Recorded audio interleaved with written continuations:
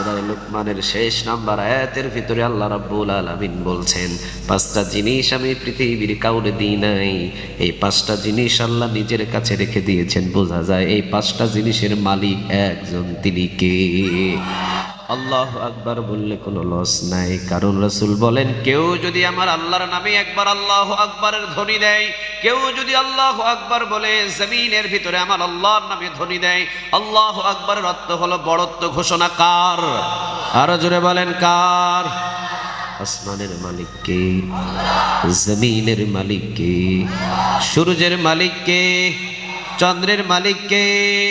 সব কিছুর মালিক একজন, তিনি কে? কোন সন্দেহ?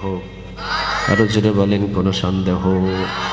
তাবারাকাল্লাযী বিয়াদিহিল মুলকু ওয়া হুয়া আলা কুল্লি শাইইন কাদির।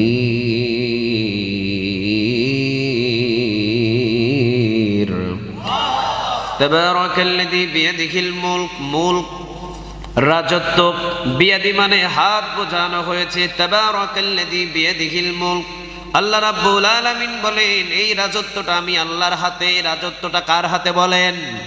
জমিনটা কার হাতে? ওই আসমান কার হাতে? ওই সূর্য কার হাতে? ওই পার্লামেন্ট কার হাতে? সকল ক্ষমতা কার হাতে? তাহলে বোঝা যায় সব যদি তার হাতে থাকে, ওর হাতের উপরে থাইকা মাতব্বরি চলে না। আসতে বলেন ঠিক। সব কিছু যদি তার হাতের উপরে থাকে, তাহলে আপনি মাতব্বরি করেন কেমনে? ফেরাউন থেকে শিক্ষা নেন, নমরুদ থেকে শিক্ষা নেন, আবু জহেল থেকে শিক্ষা নেন। যারাই মাথা ছাড়া দিয়ে উঠেছে তাদের মাথাটা নিচের দিকে নামায়া দিয়েছেন, তিনি কে? খবরদার, আল্লাহ রাজত্বের ভিতরে এক্সট্রা ভাবে আবার রাজত্ব করতে এসো না। ফেরাউন নমরুদের মতো জমিনের ভিতরে দাফন করবেন, তিনি কে? ক্ষমতার মালিক কে? আল্লাহকে যদি ক্ষমতার মালিক মানেন, কোরআন মানতে হবে 12 আনা না 16 আনা। আরো জোরে বলতে হবে 12 আনা না 16 আনা।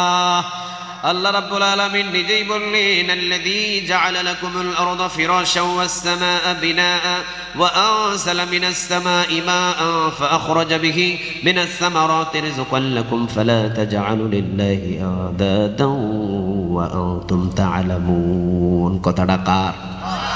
আল্লাহ বললেন, জমিন আমার, আসমান আমার। আমি জমিনটাকে বানিয়েছি, এই জমিনের ভিতরে বানিয়েছি জমিনটাকে এই জন্য, কারণ আমার বান্দাদের জন্য আমার জমিনটা হলো বিছানা, আর আমি আসমান বানিয়েছি আমার বান্দাদের জন্য ছাদ। চিন্তা করে দেখেন, আল্লাহ বললেন জমিন আমার, আসমান আমার। আসমানে আইন চলে কার? আসতে বলেন কার? ওই সূর্য কার হুকুম মানে? ওই চন্দ্র কার হুকুম মানে? বৃষ্টি কার হুকুমে হয়? সারা বাংলাদেশের যত মানুষ আছে, সব মানুষগুলো যদি হাত উঠায়, এক ফোঁটা বৃষ্টি কি আসমান থেকে আনা সম্ভব? তাহলে বৃষ্টি কার হুকুমে হয়? আরো জোরে বলেন কার? ইন্নাল্লাহা ইনদাহু ইলমুস সাআতি ওয়া ইউনাজ্জিলুল গায়সা ওয়া ইয়ালামু মা ফিল আরহাম ওয়া মা তাদরি নাফসুম মাযা তাকসিবু গাদা ওয়া মা তাদরি নাফসুম বিআইয়ি আরদিন তামুত। কথাটা কার? সবাই কোন না কার? সূরা লুকমানের শেষ নাম্বার আয়াতের ভিতরে আল্লাহ রাব্বুল আলামিন বলছেন, পাঁচটা জিনিস আমি পৃথিবীর কাউরে দিই নাই। এই পাঁচটা জিনিস আল্লাহ নিজের কাছে রেখে দিয়েছেন। বোঝা যায় এই পাঁচটা জিনিসের মালিক একজন, তিনি কে? একটা হলো কোন দিন কোন জায়গায় কখন বৃষ্টি হবে, পৃথিবীর কেউ বলতে পারে না। কোন দিন কোন জায়গায় কখন বৃষ্টি হবে এটা জানে একজন, তিনি কে? তাহলে আসমান থেকে যখন বৃষ্টি পড়ে, আসমানের মালিক তিনি।